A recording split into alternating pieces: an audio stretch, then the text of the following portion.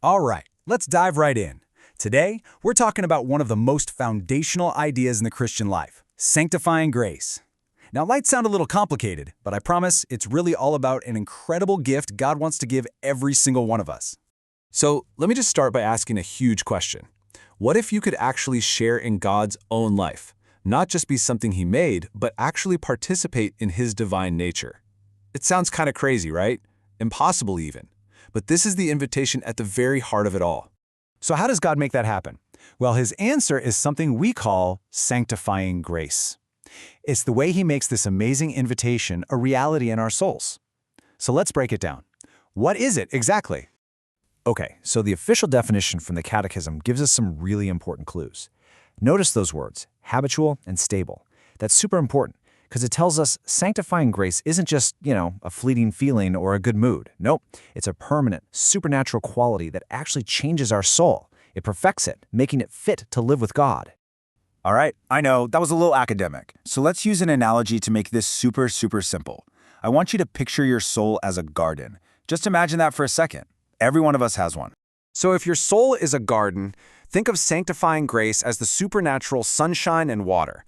It's the very thing that allows beautiful things, like virtues and holiness, to grow where they just couldn't before. It literally brings our soul to life.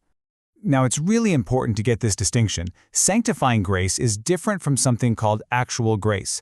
Think of sanctifying grace as the permanent, ongoing health of your soul. It lives inside you, right? Actual grace, on the other hand, is more like a temporary nudge from God, like a little push from the outside to do a good thing or maybe avoid a bad thing. It's the help you get to protect that permanent health. Okay, so we've got a handle on what it is. But so what? What does having this grace actually do for us? Well, to put it simply, it changes everything about our relationship with God. It makes the ultimate friendship possible. The Council of Trent put it pretty bluntly. Because of sin, our relationship with God is fundamentally broken. We're separated from Him, like enemies. But sanctifying grace comes in and completely flips that script. It heals the relationship, transforming us from an enemy into a true friend of God.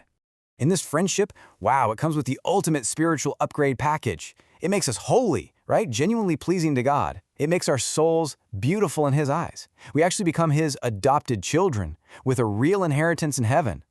And get this, our souls become a place where the Holy Spirit can actually live, a temple. And all of this leads to a pretty mind-blowing reality that St. Peter talks about in Scripture. He says we become partakers of the divine nature. I mean, just let that sink in for a second. It means we get to share in our own small way in God's very own life. It's a huge mystery for sure, but it's the absolute core of what this amazing gift does.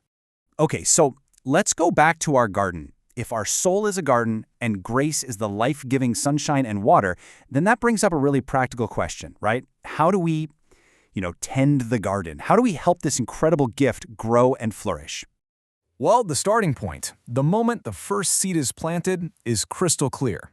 It all starts with baptism.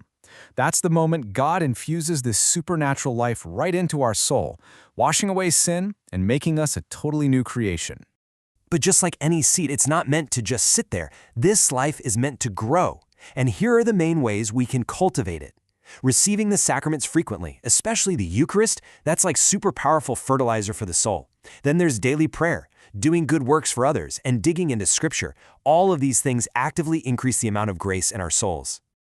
I absolutely love this quote from St. John Bosco because he just lays it out so simply.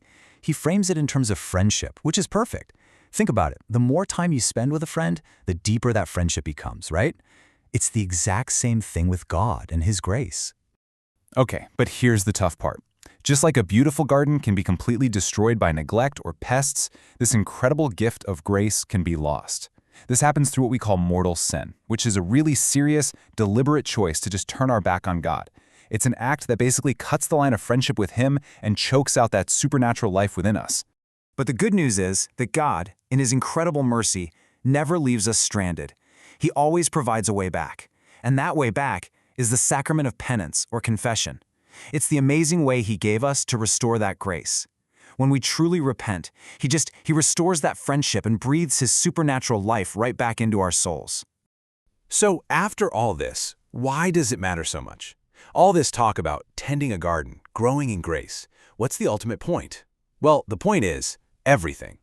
Because this gift is directly tied to where we spend eternity. Here's the bottom line, the most crucial point of all. Sanctifying grace is absolutely necessary for salvation. To put it plainly, to enter heaven, you have to die in a state of grace. It's like a fish needs water to live, right? Well, our souls need this supernatural life to be able to live in heaven with God. You can also think of it like this.